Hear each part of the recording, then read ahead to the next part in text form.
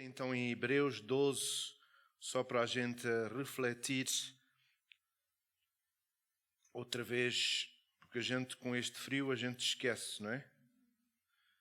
A nossa mente fica gelada. Eu um destes dias de manhã acordei cedo, que eu normalmente faço uma caminhada de oração na área onde eu estou, e quando eu acordei estava um passarinho quase ao meu portão. Ele, coitado, estava ali a tremer-se e estava com o bico aberto, quase a morrer. E eu, antes de sair, agarrei nele e fui pôr ele no sol. Não é? Ele, se calhar, esqueceu-se de esconder do frio ou não sabia que vinha o frio. E então ele estava quase morto, não é, por causa do frio. Mas quando eu voltei da caminhada, ele, coitado, já estava com forças e já estava a se levantar. E depois viu um gato e teve forças de fugir, não é? Então, nós todos somos afetados por causa do frio, não é? Hebreus 12, versículo 1 e 2. Ok? Portanto, nós também, pois estamos rodeados de tão grande nuvem de testemunhas, deixemos tudo, ou todo o embaraço e o pecado que tão de perto nos rodeia e corramos com perseverança a carreira que nos está proposta. Fitando os olhos em Jesus, o autor e consumador da nossa fé, o qual, pelo gozo que lhe está proposto, suportou a cruz, desprezando a ignomínia e está assentado à direita do trono de Deus. Então, aqui diz que Jesus, e a gente falou a semana passada, mas só para lembrar aos irmãos, que Jesus também estava numa corrida ou numa carreira. Jesus estava a correr e qual era o alvo dele? A corrida dele era para quê?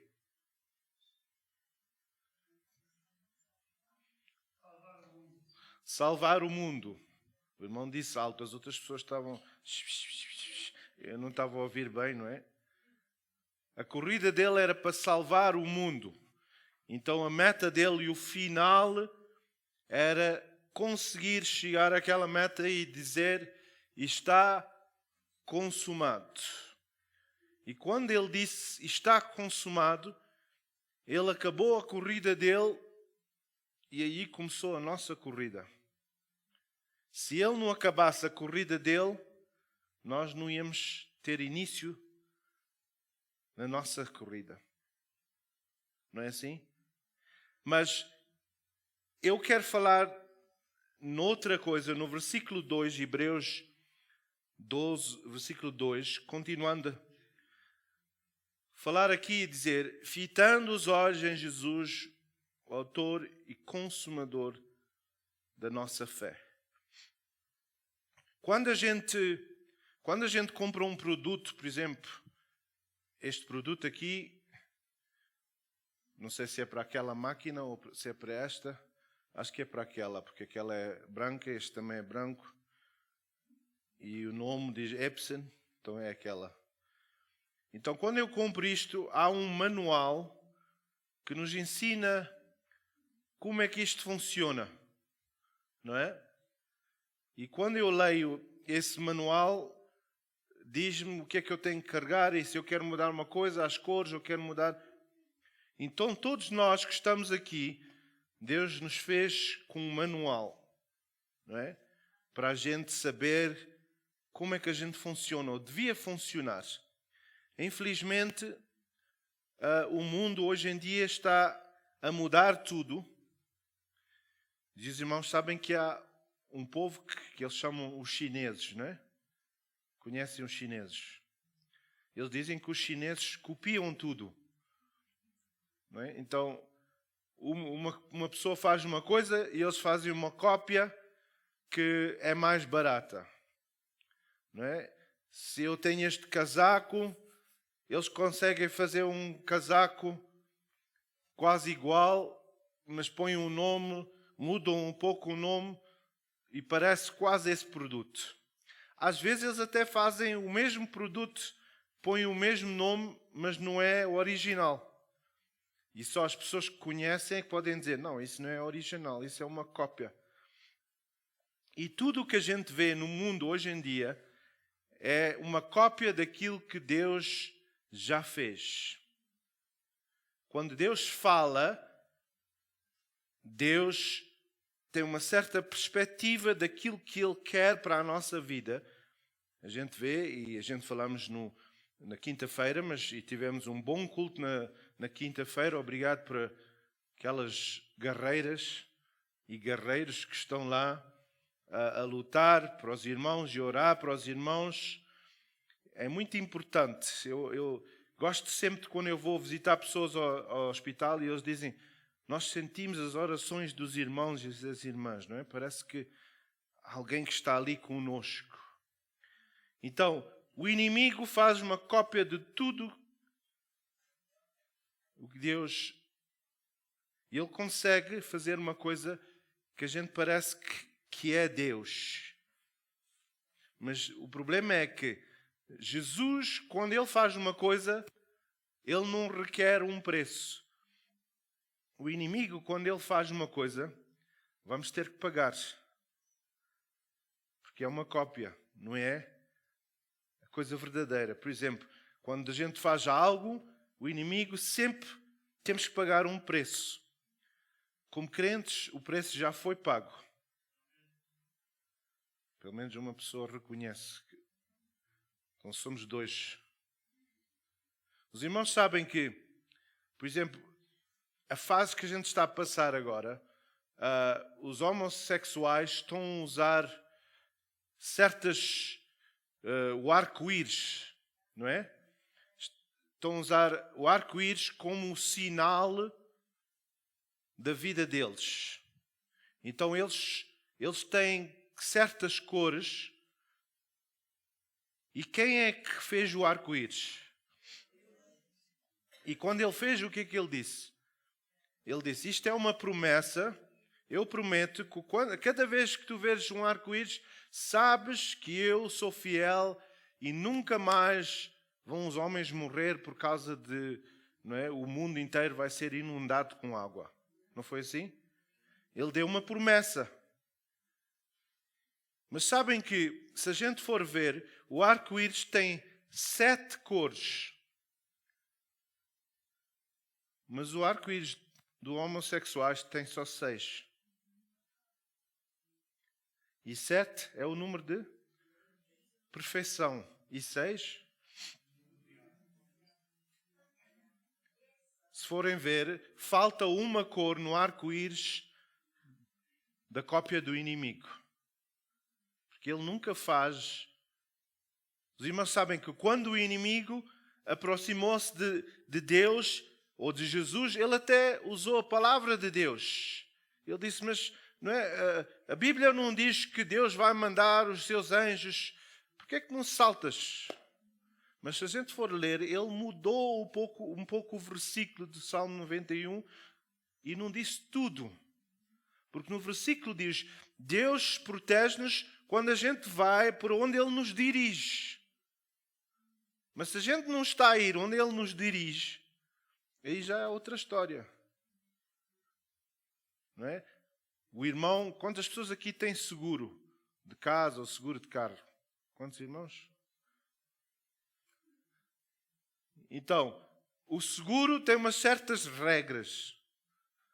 Não é? Mas eles, às vezes, o problema é que eles não dizem tudo. Só depois da pessoa ter o problema é que eles dizem, mas não sabias que a gente não paga por isso? Quando é a eletricidade que vem uma trovoada e bate. Hoje em dia eles já mudaram. Antigamente, quando havia load shedding, eles pagavam. Agora, no outro dia estragou-se o motor do meu portão por causa do load shedding, o homem disse, olha, não posso ajudar, a gente não paga isso. Mas no passado pagavam. Então, quando a gente está fora daquilo que o seguro requer, eles não pagam. Por exemplo, se eu estou a guiar no carro e eu estou bêbado e eu bato em alguém e eles sabem que eu estou bêbado, eles não vão pagar. Não é? Então, eu quero falar nesta manhã sobre a nossa perspectiva. Qual é a sua perspectiva? Naquilo que está a passar, será que o irmão e a irmã, a sua perspectiva está alinhada com aquilo que Deus tem para si? Se a gente for ver em Tiago 1, versículo 2 e 4, a palavra do Senhor diz que quando a gente passa em Hebreus por certas coisas, o que é que a gente tem que fazer? Olhar para Jesus, fitando os olhos em Cristo, o autor e consumador. Os irmãos sabem que cada um, ele já conhece a sua história. Ele já escreveu. Diga à pessoa ao seu lado, Jesus já escreveu a sua história. Ele sabia que neste dia ia estar frio. Ele sabia que o Covid, como outros dizem, Covid, sabiam que o Covid ia acontecer. Não é? Ele sabia isso. Então, a perspectiva é muito importante. Agora, Tiago 1, versículo 2 e 4. 2 a 4.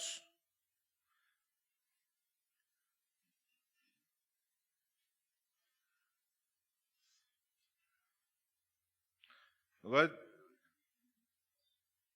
ele está aqui a dizer: meus irmãos e irmãs, tende por motivo de grande gozo o passardes por várias provações. Tende por motivo de grande gozo o passardes por várias, sabendo que a provação da vossa fé produz o quê? Perseverança. E o que é que produz a perseverança? E a perseverança tem a sua obra perfeita para que sejais perfeitos e completos, não faltando em coisa. Quantos de nós, quando passamos por problemas, temos alegria?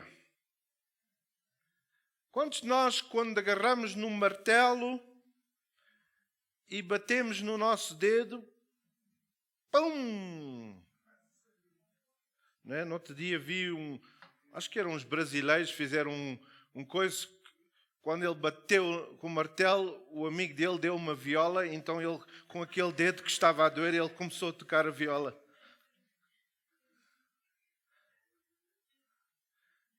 Mas quando a gente bate com um martelo, a gente diz logo certas coisas, não é? E fala certos nomes que até não estão no dicionário e na Bíblia. Quantos de nós, quando a gente fazemos isso e batemos, não é, com o martelo, começamos a cantar glória a Deus, aleluia, eu não gosto desta dor no meu dedo, com Jesus. Não é? Às vezes a gente agarra naquele martelo e atira. Não é? A nossa perspectiva, quantos de nós é que declaramos a palavra do Senhor e diz todas as coisas acontecem para o bem. Eu bati com este martelo, há uma razão. E os irmãos sabem que há coisas que acontecem na nossa vida que a perspectiva é muito importante.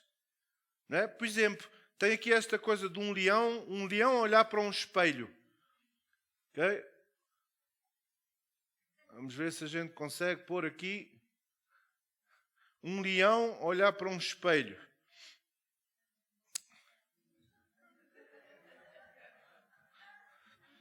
Então o leão está a olhar para o espelho e vê um gatinho pequenino. Então a perspectiva dele é: eu sou o leão, mas eu era um gatinho. Mas agora, há outro, se a gente for ver, outra perspectiva que é diferente. Então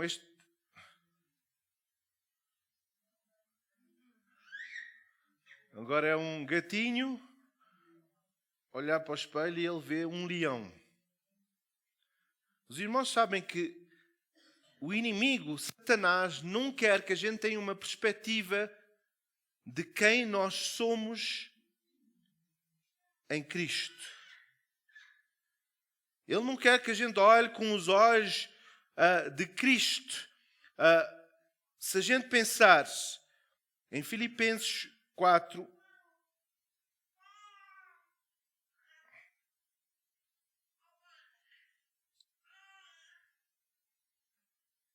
deixa-me só ver aqui, estava no versículo errado.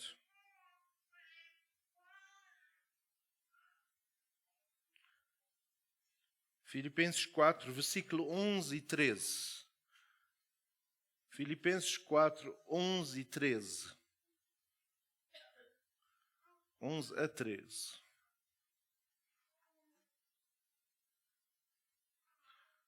Então, Paulo estava a dizer: não digo isto por causa da necessidade, porque já aprendi a contentar-me com as circunstâncias em que me... Será que nós, quando estamos a passar por coisas, aprendemos a estar contentes, a estar felizes, a dizer: Senhor, eu te agradeço? E depois o que é que ele diz a seguir disso? Versículo 12. Eu sei passar falta e sei também ter abundância. Quantos daqui de nós já passamos por falta? Eu também sei o que é passar por falta. Eu também sei o que é não ter. Eu sei o que é estar vestido com uma roupa que alguém deu da igreja e com sapatos rotos, e ter uma criança da igreja vir ter comigo e dizer: mas essas calças e essa camisa são minha. E eu a dizer: não, isso é meu, os meus pais deram. Não, mas isso é meu. Porque a gente, quando era pequenos, não tinha, e tínhamos que usar a roupa das outras pessoas. Os sapatos, quando já estavam rotos, a gente recebia. Então eu sei, como criança, o que é. Eu sei, como criança, estar e a pensar que vou comer mais e não comia muito. Eu, por acaso, não gosto muito de peixe, porque naquele tempo o peixe era mais barato e o arroz branco. E a minha mãe sempre fazia peixe e arroz branco. E eu, várias vezes, a espinha do peixe engatou na minha garganta. E não sei se é uma fobia, se é não sei o que é. Mas eu até hoje não gosto muito de peixe. E lembro de um ano que fui a Portugal e as pessoas: não, come o peixe aqui é muito bom. Ok, como peixe. Sabe o que aconteceu quando eu comi?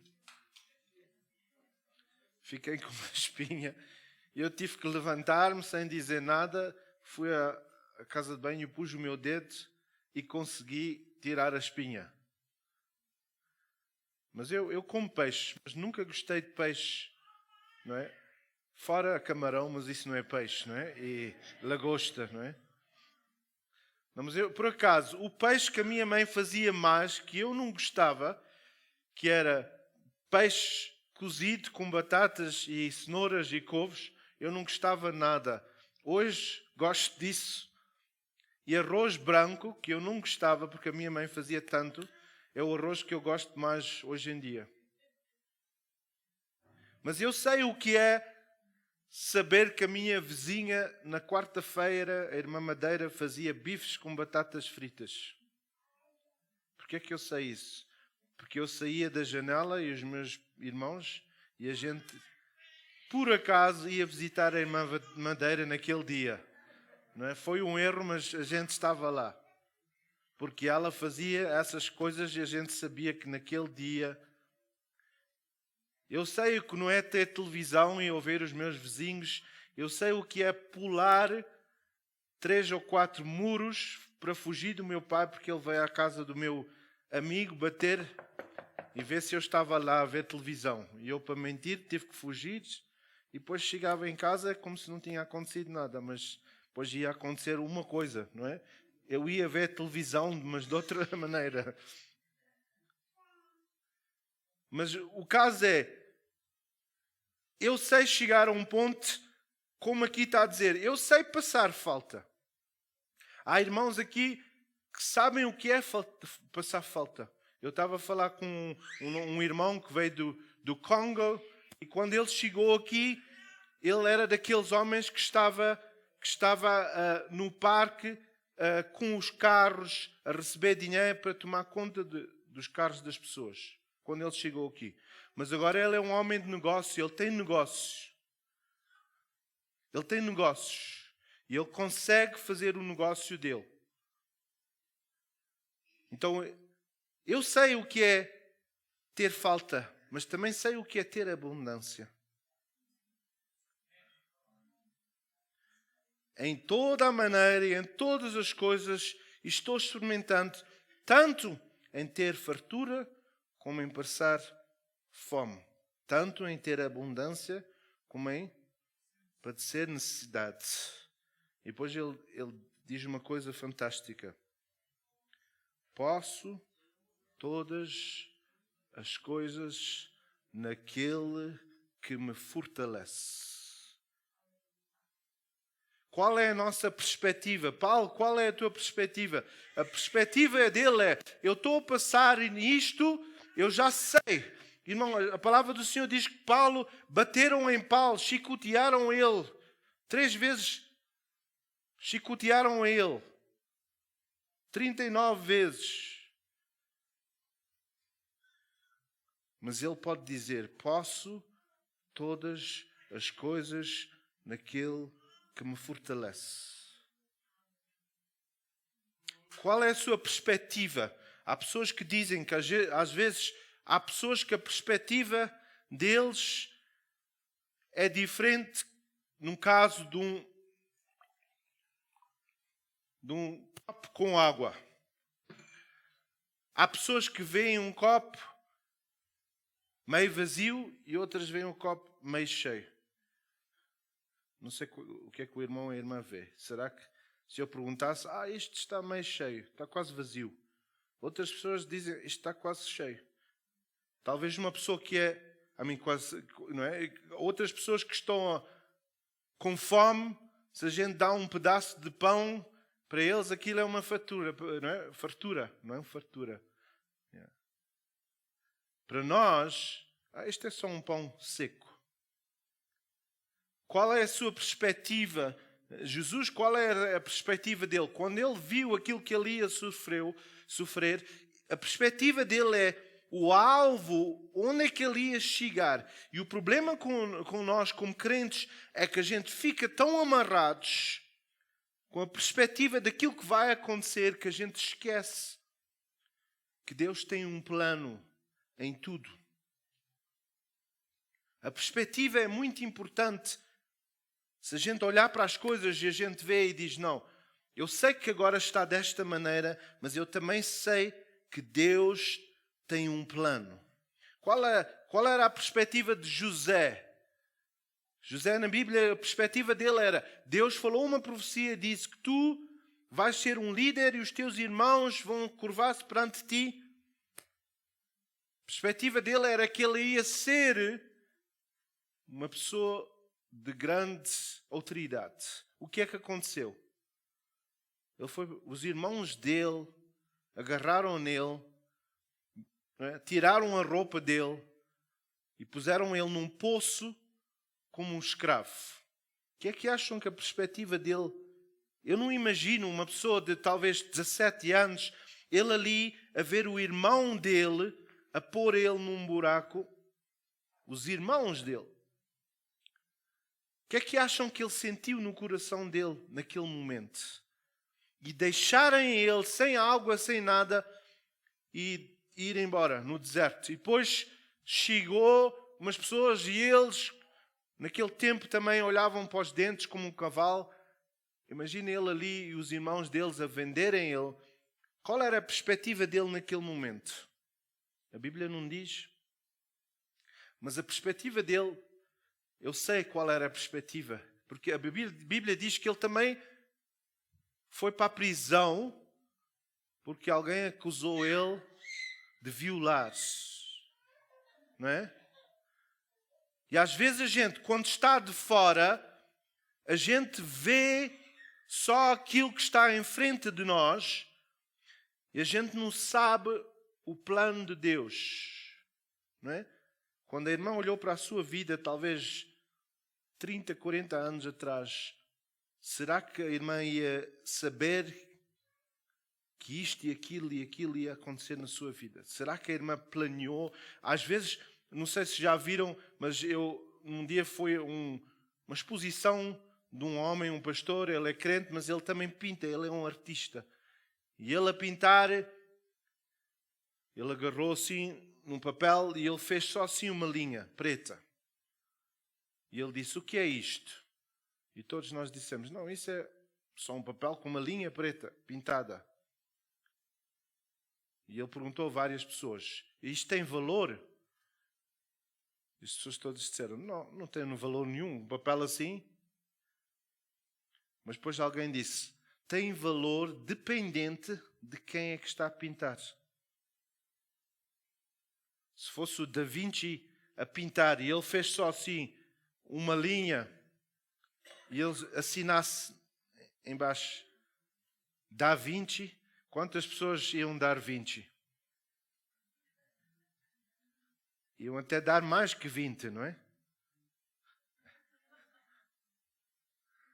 Se eu agarrasse aqui, porque a gente sabe, né, no outro dia vi uma pessoa que comprou um vaso, nestes lugares de segunda mão, comprou porque sabia quem era o artista que fez aquilo.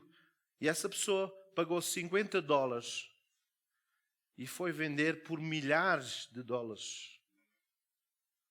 As pessoas não conheciam o valor.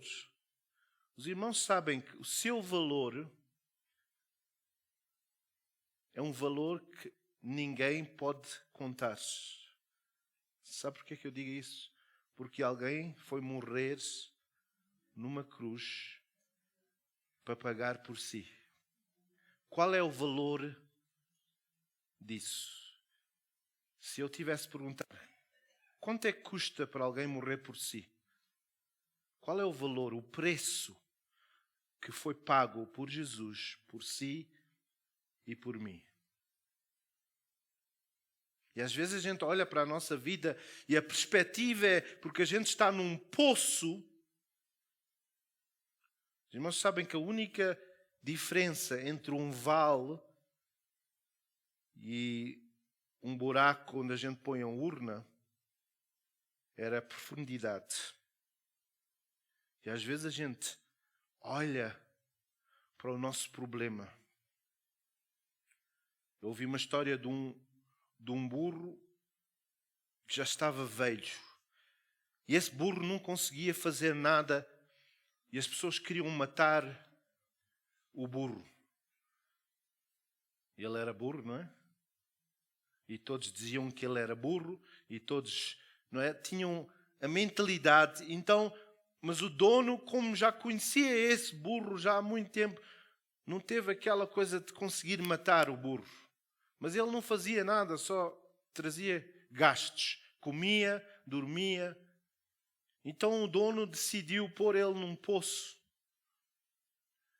E disse às pessoas que estavam a construir na área para eles porem o lixo, a terra, para dentro daquele poço. para o burro não saber,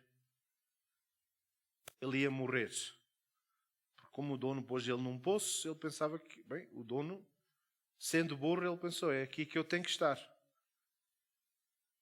Então, o burro, naquela circunstância, cada vez que as pessoas tiravam a areia, porque o poço era fundo e ele não podia saltar, porque já era velho, o que é que ele fez? Cada vez que as pessoas tiravam a areia sobre ele, ele abanava-se e a areia caía no chão.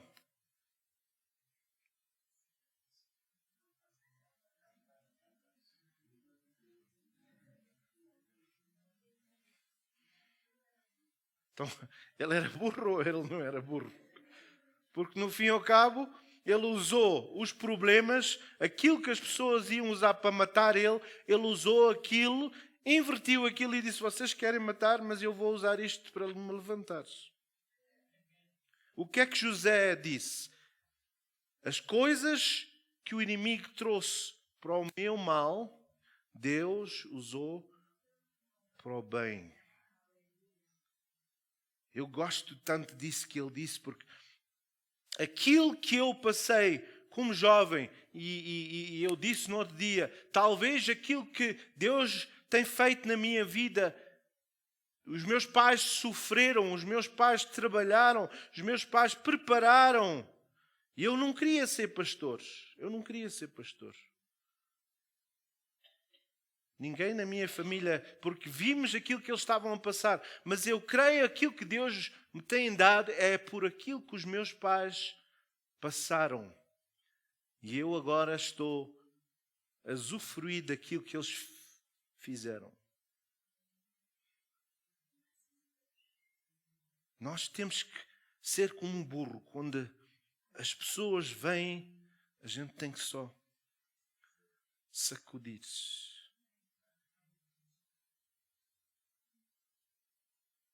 Outra história de um burro. Hoje estou com muitas histórias de burros. Houve um burro-veiro que as pessoas na cidade diziam, este burro não tem valor nenhum, não vale a pena ter ele. Qual é o propósito deste burro? É melhor a gente matar este burro. Então as pessoas puseram ele fora da cidade e os outros burros que conheciam esse burro diziam, tu não vales nada, ninguém quer a ti, sai daqui, vai. Tu não tens propósito na tua vida. E esse burro morreu. Mas um dia, Sansão lutou com o inimigo. E ele estava à procura de algo. E o que é que ele usou? Ele viu uma queixada de um burro. E ele agarrou naquela queixada e ele matou os inimigos todos. Qual era o propósito daquele burro? Foi deixar uma queixada para alguém usar para ter vitória. Irmãos e irmãs, nunca vamos olhar por aquilo que a gente estamos a passar como uma derrota. Todas as coisas concorrem para o bem daqueles que amam o Senhor. A vitória é algo que Deus nos promete. Os irmãos sabem que se forem ler a história daquele homem que fez o Kentucky Fried Chicken, conhecem? Quem é que já comeu aqui Kentucky Fried Chicken? Todos nós comemos essa galinha, não é? Maioria. Eu não gosto muito porque é assim muito oleoso e depois a pessoa come. O meu filho gosta muito daquilo. Ele compra e consegue comer. Mas os irmãos sabem que o Colonel Sanders, que chamam ele só começou a ter sucesso na vida depois dos 65 anos. Estão a ouvir? 65 anos. Ele teve casado, divorciou-se, ele experimentou envolver-se no governo, puseram ele fora porque ele não era esperto que chegue. E ele chegou aos 65 anos, disse assim, eu não tenho nada, estou pobre, que é que eu vou fazer com a minha vida? Eu não sei fazer nada. Mas depois pensou, mas a única coisa que eu sei fazer é galinha. Então ele começou a fazer galinha em casa e começou a bater nas portas e a vender galinha. Os irmãos sabem que quando ele morreu, ele dava para o reino de Deus 95%. Estão a ouvir? 95% do seu salário ele dava para a igreja e ele vivia só dos 5%. E hoje em dia, embora que ele esteja morto, ele continua a fazer milhares. Não sei quem é que está a ganhar isso tudo. Mas era um homem que no fim da sua vida, ele disse, a única coisa que eu sei fazer é isto. Às vezes, o que é que Deus perguntou a Moisés? Moisés, o que é que tu tens na tua mão? Ele disse, eu só tenho uma vara. Deus disse, é isso que eu quero usar. Irmãos, às vezes a gente pensa que aquilo que a gente tem não tem valor nenhum. Talvez a gente olha para a nossa vida e a gente diz, mas quem sou eu? Uma pessoa de idade, uma pessoa... Irmãos, nunca vamos deixar de pensar que pelo menos as nossas orações vão ter muito efeito. Eu li uma história no outro dia de um homem que é um ricalhaço. E eles foram ver que este homem não fez nada para ser rico. Ele não fez nada para ser abençoado por Deus. Mas foram a ver, o avô dele era um homem de fé, um homem que trabalhou, um homem que sofreu, um homem que estava de joelhos a orar a Deus. Abençoa a minha família. Irmãos, vamos ter a perspectiva certa. Eu li uma história no outro dia que veio um homem da Europa, há muitos anos atrás. A companhia dele, onde ele veio da Europa, vendia sapatos. Vendia sapatos. Então, quando ele veio para a África, não sei se ele foi a Moçambique ou onde é que ele foi. Ele foi lá e quando ele veio, ele viu pessoas sem sapatos. Todas as pessoas andarem na rua sem sapatos. E ele voltou logo e disse ao patrão dele, não vale a pena, as pessoas lá não usam sapatos. O patrão dele mandou outro agente, ele veio, e esse homem telefonou logo ao patrão e disse, olha, aqui é uma mina, traz sapatos, porque aqui as pessoas não usam sapatos. A perspectiva dele era diferente. Um dele disse que eles não usam sapatos, o outro disse, todos precisam de sapatos. E qual é que teve mais sucesso? O que vendeu sapatos. Então a gente às vezes olha para certas situações e a gente fica em baixo. Eu estou a dizer muitas histórias, mas não vou dizer mais de burros, não é? Já acabei. Há outra, mas eu deixo para outra vez. Eu li uma história de um homem que estava desempregado. Ele estava desempregado e ele estava em casa e ele estava sempre a reclamar e a dizer, Senhor, tu dizes que a gente tem que, não é, ter gozo. Eu vou só usar a sua bengala. A gente tem que ter gozo e a gente tem que te glorificar. Mas, Senhor, eu não tenho trabalho, não tenho nada para fazer. Onde é que tu estás, Deus? E Deus disse a ele, mas o que é que tu sabes fazer? Ele disse, eu não sei fazer nada, mas pelo menos sei varrer. Então Deus disse a ele, isto é uma história verídica, não estou... Deus disse a ele, então vai varrer. Disse, Deus, mas eu preciso de alguém me pagar. Deus disse, não, tudo o que tu fazes em honra do meu nome. Então ele foi e agarrou numa vassoura e ele foi para a rua. E ele, eu não acredito estar aqui a varrer. O governo é que devia estar a limpar a rua, não sou eu. E Deus disse, não, tu não estás a fazer isso em honra de mim. Muda a tua atitude. Faz como se estivesse a fazer para mim. Será que nós aquilo que estamos a fazer como se estivéssemos a fazer para Deus? Quando a gente acorda de manhã, será que a gente começa a reclamar? Ei, pá, estes problemas, estas dores, valha-me Deus, já estou tão velho, eu vou morrer, é melhor eu morrer. Ou será que a gente diz, obrigado Senhor, mais um dia que posso orar por o meu neto, posso dar, Senhor, ensinar ele a instruir nos teus caminhos. Então este homem, o que é que ele começou a fazer? Ele começou a varrer a rua e começou a agradecer a Deus. E ele começou a cantar-se. Ele começou a assobiar-se. Enquanto ele estava...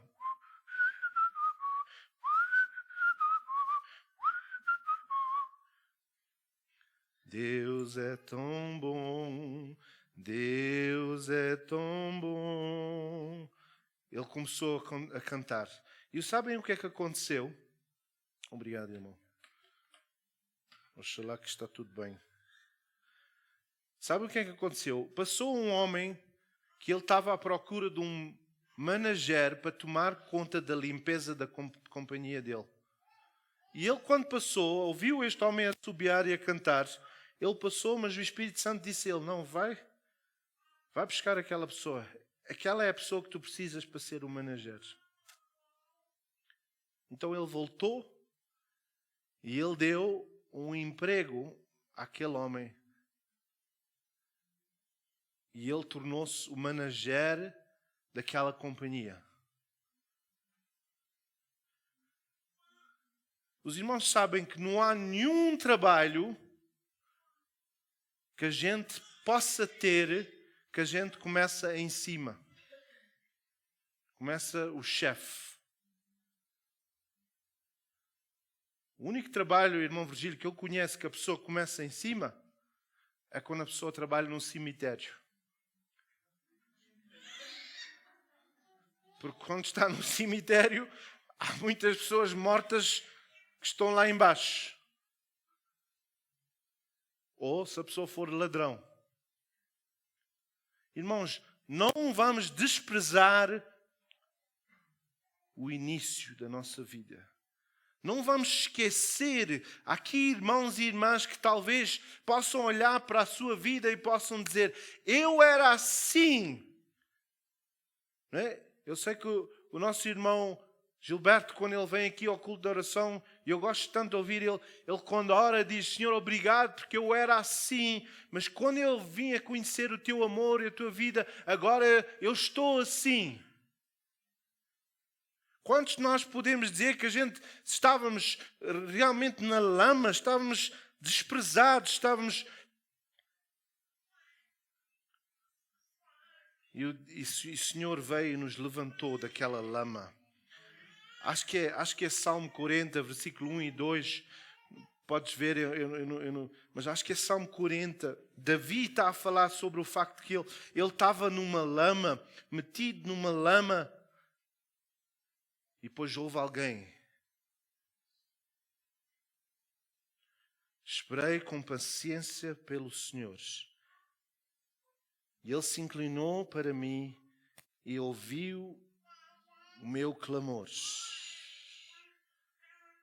Também me tirou de uma cova de destruição,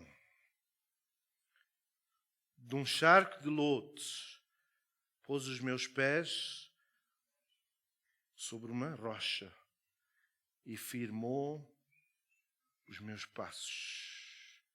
Quantos de nós estávamos na lama? Eu estava na lama e Jesus veio. E quando eu clamei, Ele ouviu o meu clamor e Ele pôs-me sobre a sua rocha. Ele agarrou-me porque Ele é a rocha. Qual é a sua perspectiva nesta manhã? É dizer, como Tiago disse, regozijai-vos naquilo que estão a passar. Outra vez vos digo, em Filipenses 4 diz, regozijai-vos, Paulo estava a dizer-se. E a paz que excede todo o entendimento, guardará os vossos pensamentos, o vosso coração em Cristo Jesus. Olhai para o Cordeiro de Deus. Eu não sei porque é que eu passei e estou a passar por certas coisas na minha vida, mas eu aprendi a contender-me que posso todas as coisas naquele que me fortalece. Vamos orar neste momento. Eu não sei qual é a sua situação, mas talvez a sua perspectiva é: eu estou muito doente, eu estou muito fraco. Ou talvez a sua perspectiva é: graças a Deus que eu ainda posso orar. Graças a Deus que eu ainda... Irmãos, às vezes nós temos que ir ao hospital ou ao cemitério para relembrar que nós não estamos tão mal como os outros. Há pessoas que estão de cadeira de rodas, há pessoas que não têm braços, há pessoas que... Não sei se já viram aquela pessoa, chama-se Nick Vujicic. Nick Vujicic, ele não tem braços, não tem pernas, tem só uma perna. Mas ele glorifica a Deus e ele é um evangelista.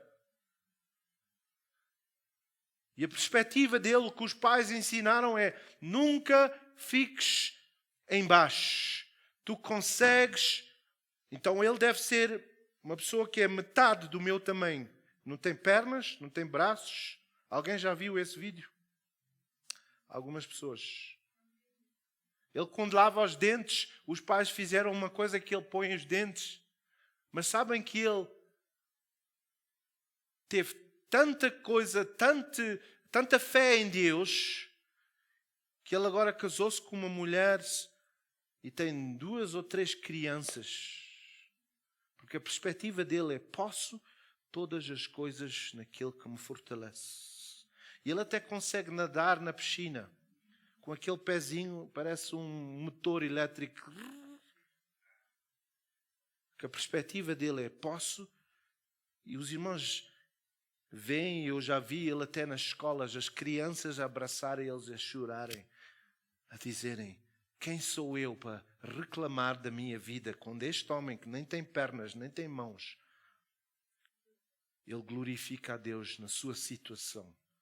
Será que o irmão e a irmã estão a glorificar a Deus na sua situação e a dizer: Senhor, eu te agradeço porque tu estás em controle de todas as coisas na minha vida. A minha perspectiva não é de derrota, mas de vitória.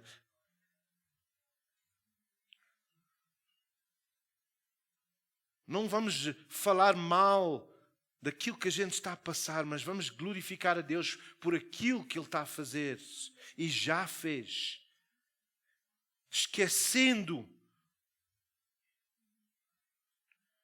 Vamos lembrar que Ele morreu na cruz do Calvário por nós.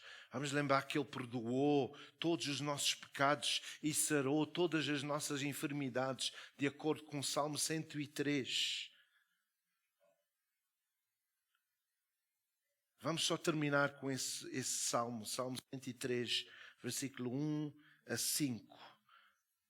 Salmo 103, versículo 1 a 5, parece que é. Com licença. O que é que diz? Bendize, ó minha alma, ao Senhor, e tudo o que há em mim, bendiga o seu santo. Vamos olhar para nós mesmos, vamos no versículo 1 outra vez.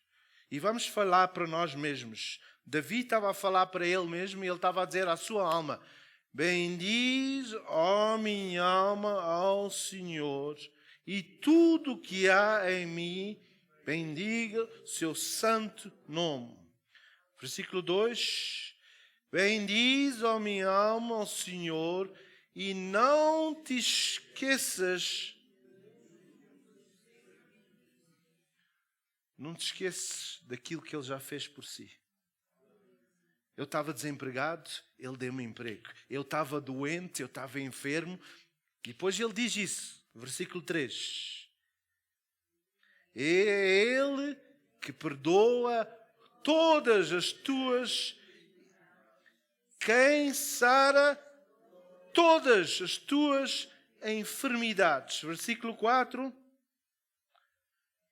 Quem redime a tua vida da cova. E versículo 5 é para as pessoas de idade. Versículo 5. Quem te supre todo o bem, de sorte que a tua mocidade se renova como a da águia. Os irmãos sabem que as águias são renovadas. Elas tiram as asas. Penas, digo. É pena. Mas elas tiram. E depois crescem novas. Deus quer restaurar. Para algumas pessoas aqui ainda quer dar forças. As pessoas que estão a dizer, eu sei que ainda não é o fim. Eu ainda tenho que fazer alguma coisa. Eu ainda tenho que ir a Portugal falar com a minha família para eles converterem-se. Eu ainda vou fazer isso. Dá-me essa montanha. Vamos só pôr de pé. E vamos declarar, talvez esse versículo 5 que a gente pode pôr. E vamos orar neste momento e vamos dizer ao Senhor, Salmo 103, versículo, diz, quem te supre todo o bem, de sorte que a tua mocidade se renova como a da águia.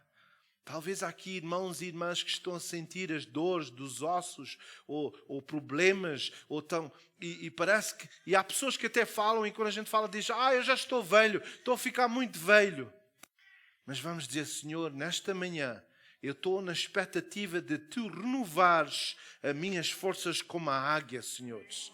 Vamos declarar, Pai, eu te peço por o Teu povo, Senhor. Eu te peço por cada irmão e irmã que está aqui, que talvez a sua perspectiva é negativa. Talvez, Senhor, é uma pessoa que está a olhar para os seus problemas, para as suas situações e está sempre a falar daquilo que era, em vez de falar aquilo que Tu já fizeste, Senhor.